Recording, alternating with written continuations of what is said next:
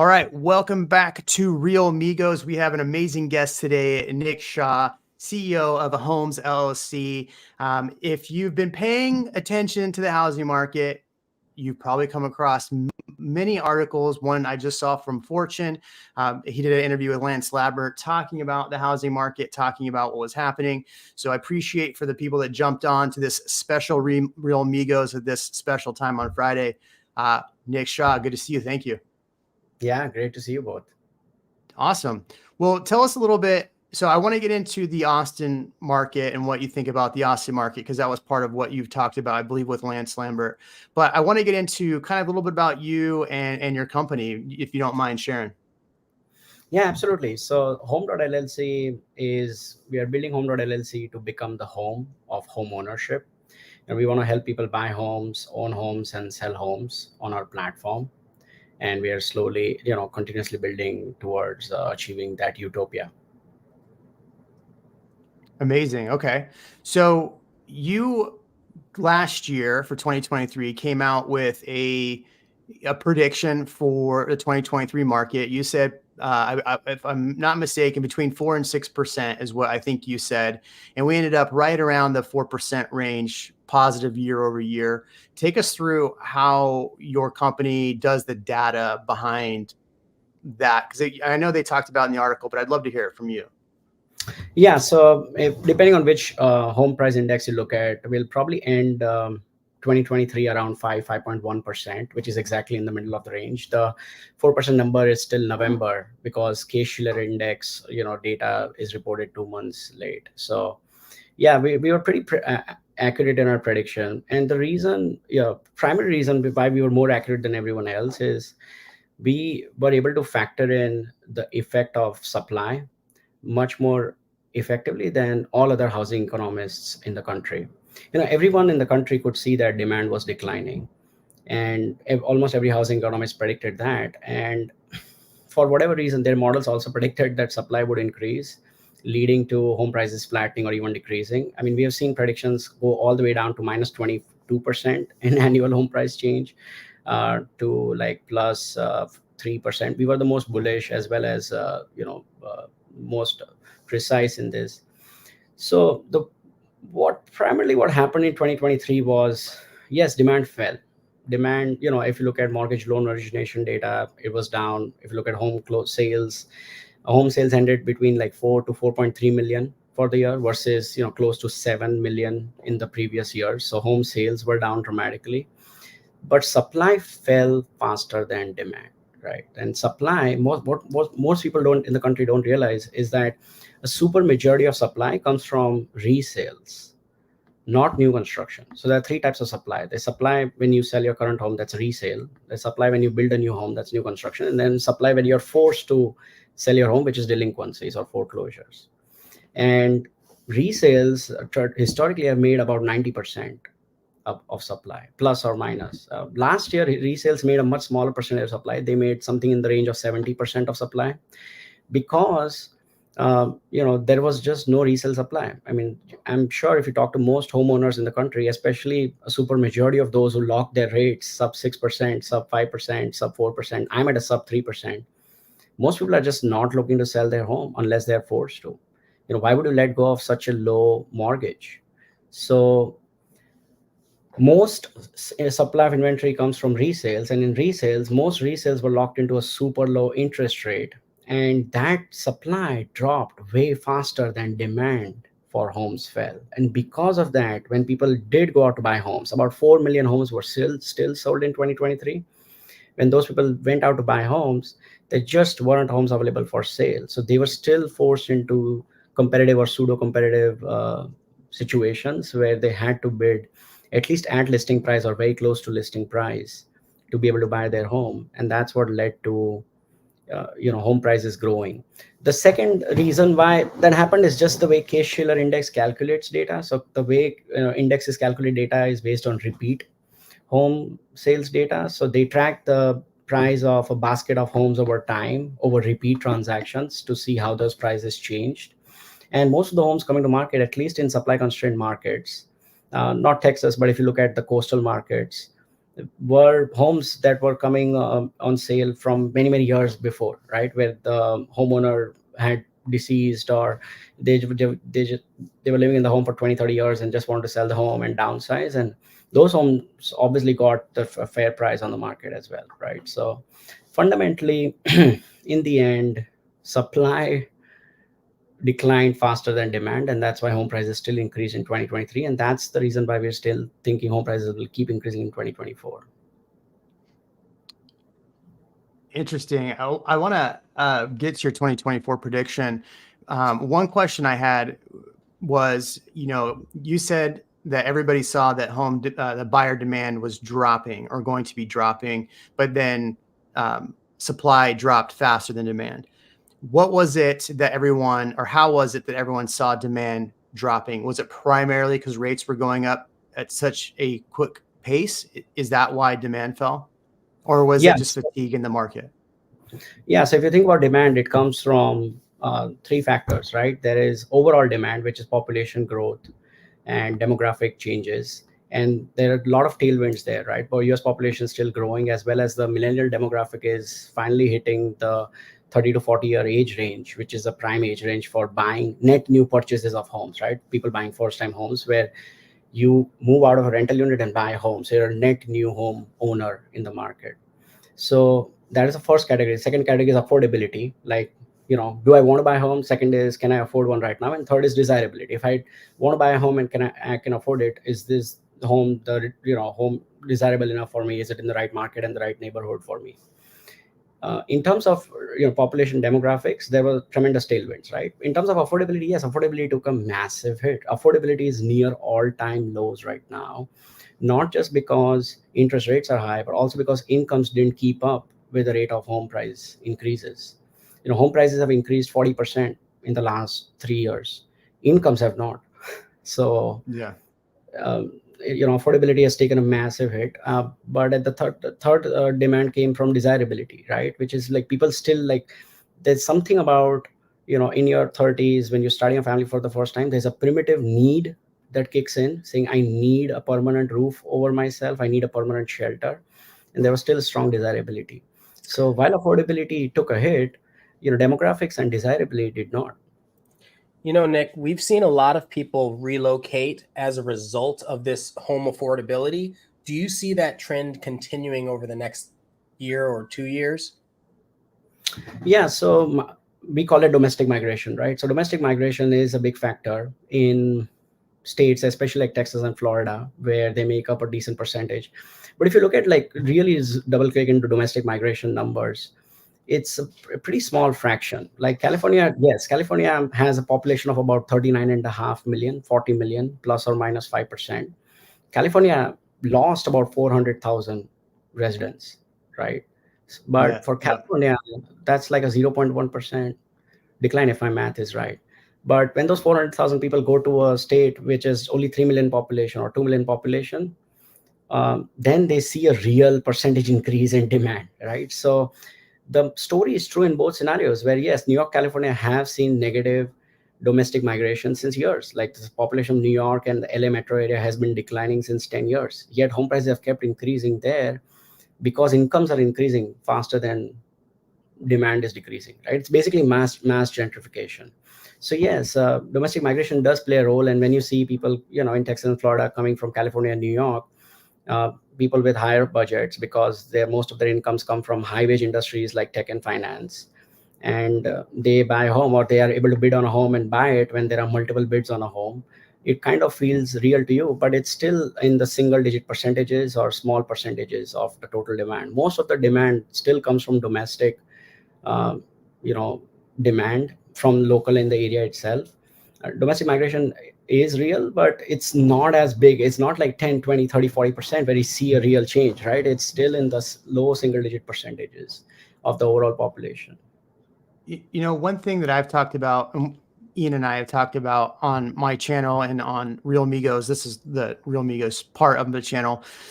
One thing I've talked about is that, there's a lot of faux analysts on YouTube that say, okay, this market's going to crash because of this. This market's going to be crash. Obviously the word crash had for a while sold on YouTube.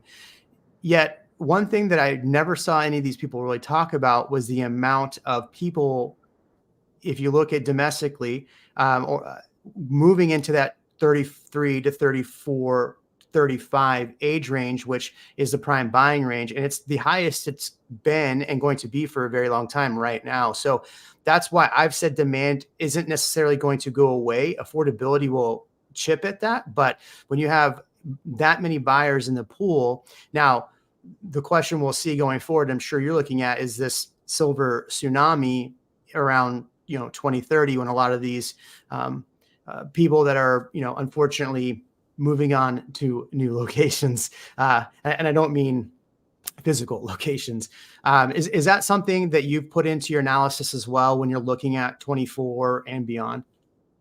Yeah, over a 7-year range, like after 2030s, I'm definitely currently bearish about home prices. Okay. For 3 reasons, right? If you look at demographics, which is the first cause of demand, demographics are going to take a hit. Like you said, boomers are going to age in place, and the cohort behind millennials, Gen Zs, are a much smaller cohort than millennials.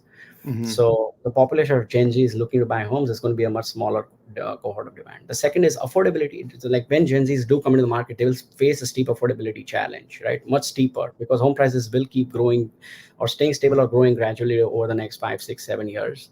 While in 2040s, it will really, they will be the ones who will be hurt by this the most. And finally, in terms of desirability, like, a lot of people, while there's still going to be this need of home buying, that need is tied so strongly to, growing the size of your family, right? Either having a permanent partner or growing the size of your family, either by, having more kids or more parents staying with you all the time. We don't see those, we clearly see in the Gen Z cohort that, they're getting married later and they're having kids later, and all of that. So overall, if you look at the US population growth rate, it's in the low single digit percent. It's like some less than 1% a year. Last I checked, it was Right. like 0.6%. Out of that 0.6%, 2/3 of that 0.6 is legal immigration. Right. So only 1/3 of overall population growth comes from birth rates minus death rates. So the overall US population is growing at such a slow pace, and that population will decline after a while, because legal immigration will not be able to compensate for declining birth rates at one point. So with a declining population, worsening demographics, terrible affordability, and still like a delayed desirability of buying a home, we will see a massive demand hit in home buying. Now look at supply. Supply is going to keep increasing as boomers keep aging in place. So we will see overall a housing market decline. Now, and under what scenarios could that not be true? And that is what I highlighted with Lansing. Unless there's a dramatic change in legal immigration laws, where that compensates for demographics. And legal immigrants also, tend to be more highly educated just based on the way our immigration system works, the professional visa works. They have to have a certain minimum salary. They have to have, certain job qualifications in STEM. They will probably be able to save the market. Otherwise, the market will decline over the long term. One thing that I've thought, sorry to cut you off, Ian, one thing that has been on my mind as we have a population aging further, in my mind, I see a transfer of wealth happening. So you're talking about the age range under millennials. My wonder and question is, going into 2030 plus, do we see a transfer of wealth? Because as those people unfortunately move on, that wealth is going to go somewhere else. And I know I've seen really things in the government where they're trying to really go after inheritance taxes and things like that, increase those, because they know there's a lot of money going to be made past 2030. So do you think some of that transfer of wealth will help some of those people purchase that wouldn't have been able to purchase? Yeah. If you look at like the US Census numbers on families earning less than $150,000 a year, a super majority of their wealth is in home equity. Mm-hmm. And that transfer of wealth is essentially basically saying, hey, I'm going to sell this home in Gary, Indiana, that no one wants to live in anymore, and use that money hopefully to be able to afford a down payment in San Jose, California, or Santa Monica, Los Angeles, or Upper East Side, New York, or Bellevue, Washington, or Park Slope, Utah, right? So that transfer of wealth essentially is selling homes in areas where you don't want to live anymore, and then using that home equity to essentially buy homes where you do want to live. And when areas with a lot of home equity in boomers concentration, uh, areas with a lot of boomers who have a lot of home equity, you know are not as desirable as other areas of the country, right? So that those markets will see a dramatic impact on home prices, because everyone there essentially selling homes, and who's buying, right? Like who wants to move to Gary? Like, it's not a dig on Gary, Indiana, but that's just one market we know where like there's a heavy concentration of boomers, and there's still 20% vacancy rate in that market. So you mentioned a lot of stuff. There's been a lot of stuff happening. So you talked about legal immigration. So I want to touch on that one for a minute. So you have right now, the highest income earners are legal immigrants and visa holders. Okay. But we know that currently, at least we see that currently, the cultures send the money out of the US, right? So if they're sending the money out of the US, do you think that improving immigration will help keep that money here and help people buy houses here? Or how do you see that playing out if they adjust the immigration? That's a very good point. I mean, I don't have the data on what percentage of wealth legal immigrants hold is concentrated in the US versus not. But overall, if you look at their W-2s and their savings from stocks, I'm specifically talking about like the STEM population, right? Predominantly of Indians and Asians.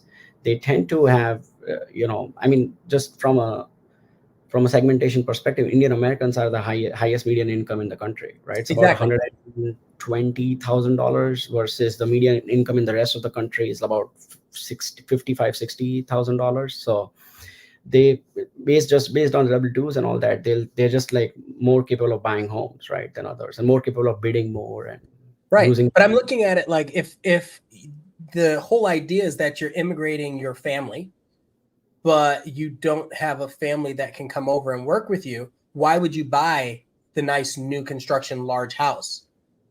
Like, why would you do that if you don't have a family to bring to live in it? Yeah. Right. Well, And I feel like that is. Go ahead, Jeremy. I was gonna say, well, I work with a large Indian population, right, that are of the STEM, right, that are heavily into tech and engineering and things like that, and a lot of them are very savvy and understand the value of buying a home, right? I have clients that literally have 2,500 square foot homes that they occupy one room of, and the rest of the house is vacant. So I've seen it. I want to transfer into 2024 because we don't have a ton of time left. I want to get into your overall just quick insights for 2024, and then why you're bearish, right? Bearish on Austin, or bullish, I can't remember, on Austin in 2024. I hope it's bullish. Yeah. So national market, our prediction for 2024 is +4% to +7%. So median case of +5.5, a bear case of +4, and a bull case of +7. The bull case of +7 is based on, at least a 1% decline in the federal FOMC rate, the federal funds rate set by the federal the Federal Board of Directors. And the bearish case is based on basically affordability still being a massive headwind in this market, while cracks visible in supply, where people finally need to sell their home, even if they have a super low rate, because of life events like divorces and deaths and other events where they just need to sell their home because they have to sell their home, right? It's still the most bullish among, even our bearish case is the most bullish among housing economists. Like most of the predictions we have seen are from -3% to +2.9%. Although like a day after we published a report, Zillow upped their predictions to +3.5%. Yeah, mean case. So I saw that. they're getting close, but yeah, the bearish scenario among the broader consensus in the market is still -3 to +3.5 now. In terms of the Austin, go ahead. No, I was going to ask, what do you need to see change in order to adjust your opinion? So we will primarily be track. Our bullish case is more likely to become a reality if the Fed starts dropping rate in the February or the March meeting, before the summer and the spring housing boom starts. If they drop rates before, there will be, we know that for every 1% drop in rates, about 5 million new home buyers are eligible to buy their home right now, right? And the total supply of homes in the country right now is barely around a million. It's between 1.1 to 1.25 million units, depending on which month you're looking at. So very few homes still available in the market. Home sellers are still not budging. New construction is there, but it's not as big as most people think, and it's concentrated in markets like Texas and Georgia and Florida and Utah and Idaho, not really in the coastal markets, right? And versus demand is still going to be there. Like, people are still aging into the millennial population. They can still afford homes. I mean, not everyone can. The super majority of the country can't. But think about it. In 2024, only about 4.5 million homes will be bought, versus there are 150 million addresses in the country, right? So only 3% of homes will be transacted. So it's the remaining 97%. And no, a lot of people are frustrated with affordability, and it's real. But just because they're frustrated with affordability doesn't mean other people can't afford to buy homes, right? Well, and I didn't want to take you off the path of Austin. So now take all of that information and now apply it to Austin and where are we at? Yeah, so if you look at Austin right now, the year-on-the-year growth, if we compare it to the top 100 metros, it's the second worst in the country. Housing demand is still super low. In 2022 and 2023, the demand is still much lower than the demand for the 10 previous years. Austin days on market are still high. Like, average days on market in the Austin, Round Rock, Georgetown metro area are about 70, versus the rest of the country is about 38. So it still takes longer to sell homes in Austin. Now, on the supply side, right now Austin has about 6 months of supply of inventory, right? Versus the national numbers about 4 months. And in terms of listings data, Austin has the 11th highest listings per capita in the country.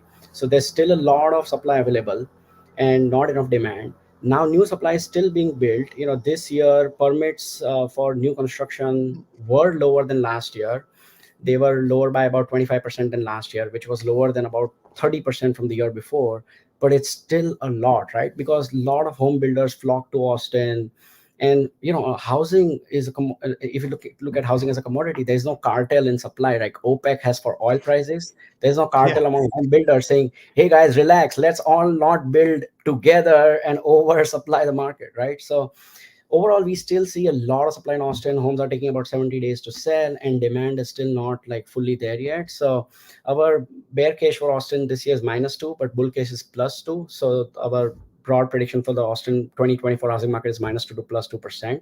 What will really influence sales is, I think, while new construction is being built, existing home owners are also selling their homes because their tax assessments are increasing so much, right? That's not the same case in California, for example, where your tax assessments can never go more than 2% a year. Austin tax assessments, some of the tax assessments we are seeing are increasing by 30, 40, 50%, right? That's a lot of taxes for someone who bought their home many, many years ago. So those people will also create more supply in the market. So, depending on how tax assessments impact Austin, we will really see, how much supply there is in the market compared to demand, and that will determine the final outcome. Yeah, it's interesting because a lot of things you talk about are things that we've discussed. So we'll start with the new construction. So what we're seeing just in the market, the home builder sentiment was under 40% up until this month now, 44%. So these builders have had to really incentivize buyers to buy their product at the prices that they want. The challenge for us as agents, as realtors, is a lot of that supply sells off market. So we can't accurately tell where the pricing is on that. Is it helping the market? Is it not helping the market? So we can't see. I think that we're going to see some of these home builders, and what I'm talking to, pull back a little bit on construction. Obviously, you see the numbers come down slightly. My prediction for last year, for 2023, was that we would end not negative, not positive, but kind of flat. If you look at Travis County, and I always talk about Austin, and this is where I think for me, when I hear the big YouTubers talk about Austin and where they miss the mark, is there's 5 counties in Austin. Okay. Travis County is the main one, which is Austin. They ended up the year +2%. Williamson County, which was where a lot of the new construction is going, they ended down. Hayes County, where a lot of the construction is, down. Caldwell was the only one that was positive because they didn't have as much construction. They do have construction. And then what's the other one? Bastrop. Bastrop ended up. Why did Bastrop end up? Well, the prices in Bastrop are really low and people are moving there because of Tesla. So my question to you is given that information, that what we see on the ground in Austin, Ian and I work with a lot of sellers. My predictions for 2024 are basically around the same, that we're not going to see a huge decrease and we're not going to see a huge increase. Whereas 2 years before that, Ian and I were like, prices are going to be crazy, right? They're crazy. And then we hit July 22 or May 22 and everything just fell off the planet. Yeah. Yeah. Our predictions primarily cover Williamson County and Travis County. So the Austin, Round Rock, Georgetown MSA, like that's how how the census defines the MSA. If you look at, Austin before, like the story before 2022, right? Number one domestic migration in the country, like number one net positive domestic migration in the country, number one wage growth in the country, number one overall population growth in the country. Everything was working well. And yes, Austin was undersupplied then, and that's why home prices were growing like crazy. But then these home builders just flocked, and they flocked in like unseen numbers. And like at one point we were tracking permits I think it was 2022 when we were tracking permits. It was something like 130,000 permits were issued in the county, versus just that year only about 40,000 homes were sold or something. So just based on permits data, it was clear like there was 4 years of supply construction coming online compared to the best year that Austin ever had, right? So since then we became bearish overall, saying, hey, like this, like builders need to just stop being overzealous on this market. They need to, there is supply missing, but it's not to the degree that they're supplying for. On top of it, homeowners are being hit with tax assessments, and they will now start selling their homes because some homeowners just can't afford these insanely high increases in tax assessments. Home builders, I feel like they're almost a lagging indicator, just like rents, because what happens is they are chasing the employment headlines when they're hearing, oh, this is the fastest growing city, county, all that. But other than this channel, and I've been trying to look, other than this channel, I haven't, or than the Real Migos, I haven't seen people talk about what happens when they go back, right? So my question to you is, we still have a high surplus of jobs coming to the area. However, we've had a lot of tech layoffs, especially recently. We just had Microsoft let go of, or I think it was Microsoft let go of 2,000. Based on that information, based on the return to work, all of that, are you factoring that into your predictions, or how are you factoring that in? So the way we don't look at tech layoffs, what we look at is like job openings divided by permits. So basically how many net new jobs are created as opposed to how many net new buildings, how many net new units will be available for sale. There's no easy way to track job opening data because the companies don't report their employment numbers, and it's very hard to aggregate for a city level. So instead we look at just job openings data, which is more like leading indicator as well. I mean, layoffs are definitely impacted. The second is there's a real come back to office policy that's also impacting, like Austin. It's not just Austin, Sacramento, Boise, Boston, these markets that were just like one flight away from major markets got a lot of inbound interest during the COVID years because they were like, hey, I can buy a home much bigger than the home I'm living in now and just still be a one hop away from my office, right? So but all those markets cooled down significantly after, because then they were like, hey, if I need to go to office 3 times a week, it's really not possible anymore, right? So that's the factor we've seen in terms of layoffs. It's very hard to directly correlate that with like ground level data because it's not apples to apples, but we'll dig more into that and get back to you. Yeah, I feel like we're going to see a bullwhip effect basically over the next couple of years, right? Where builders are going to have to, I've sold real estate in Austin for 10 years. Up until 2020, I would say 2018, 2019 was a lot harder to sell homes. 18, 19, because there was more inventory. We were close to two and a half months inventory. If you look how Austin reports the numbers, we're at 3 months inventory. Now, what you look at is a different number, I would assume, but Austin's at 3 months. I imagine we'll hit a 4-month inventory the way we put our data out pretty soon. We're going to probably be at 3.3, 3.4 for January, around there, only going up. I don't really have a question there. Yeah, the 6-month number comes from the Redfin data source on week supply for Austin, Texas, and that's the way Redfin defines Austin, Texas. Just for that data, that's just clarifying. Yeah, sorry, what's your question? Yeah, and that's fine. It's probably because how we report our numbers, how they probably report pending and sold into that, right? Do they actually keep pending? Yes, exactly. There's always 2 ways to track month supply. If a home is sold, listed and immediately sold, then is it factored into month supply or not, right? That's what, like, some indexes do factor, some indexes don't. So what we do is we just track the same indexes over time. So it's more about trends than the data itself. And the trend is looking like it's slowly increasing into, winter month supply is always at the highest, right? So only after spring will we see like real month supply numbers. Okay. So let me ask you this then. I know we got to go soon. We're already over your time that we allowed. So what would your advice be to buyers and sellers, right? Because that's what we do on this channel. We talk to buyers and sellers. What would your advice for Austin area? What would your advice be to them for 2024 going forward? Long term, if you're going to own a home and, if you're going to live in it for at least 5 to 10 years, you should buy, right? You can always refinance. And that's the beauty of a 30-year mortgage. You have the option to refinance into the lowest rate in 30 years at any time. So, it's date the rate, marry the home. Buy now if you're going to live there for long term. If it's like you're just testing Austin out, you might have to sell in a couple of years and incur, costs of selling and all that. Doesn't make sense, right? Because rents are lower than mortgages right now. So you will net end up saving money if it's a short-term plan for you. In terms of home sellers, they're still, unless they're selling home just from a few years ago, anyone who's selling home from more than, 20, if they bought, like, let's say before 2021, 2022, most of them are, even after paying fees and commissions, are going to end up net positive, right? So if you have to sell your home, you can. But if you're locked into a really low rate and the monthly cost of that is going to be lower than the rent you can get on your home, then just rent it out. And that's what most home sellers are doing anyways, right?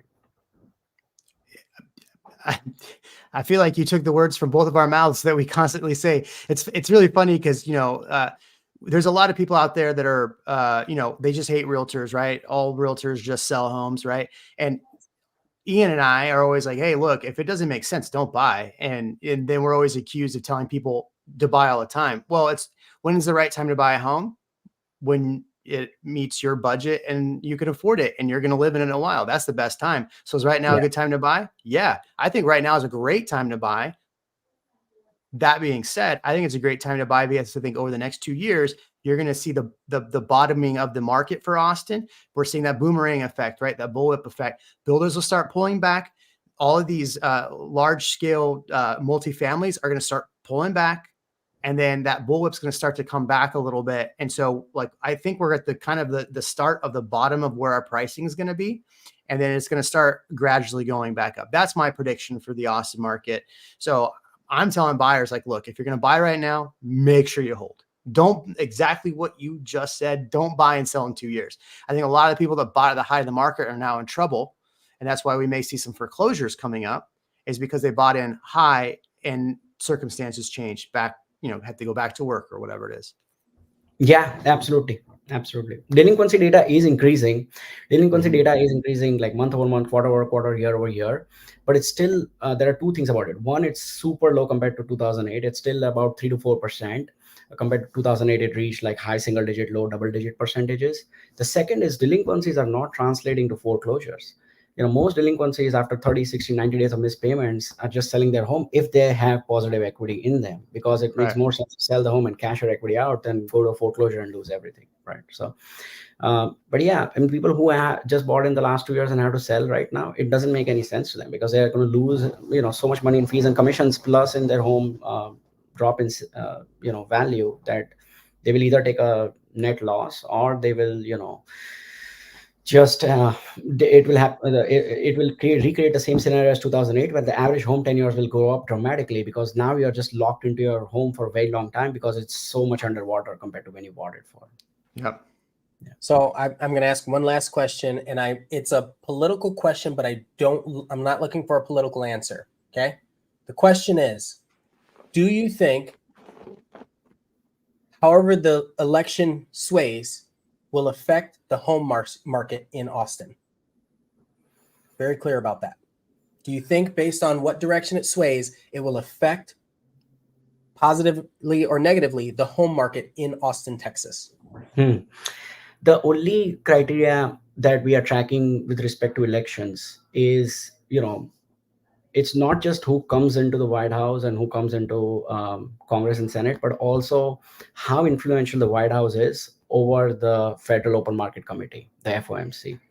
The Biden White House has not, at least publicly, been as influential towards Jerome Powell and the FOMC as the Trump White House was in the past, right? They were much more influential both publicly and seems privately as well.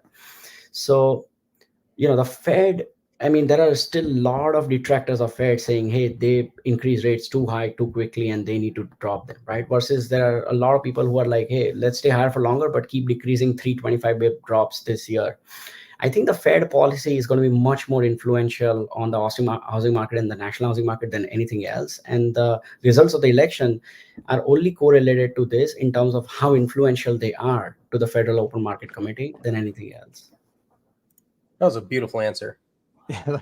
That's a very good answer. I've always found, and this is just in our market, that election years are always tough years in real estate because people are a little more scared, and then once the thing happens, then they go out and like, okay, fine, it's over. So, well, awesome. Well, Nik, I appreciate your time. Thank you so much for coming on here.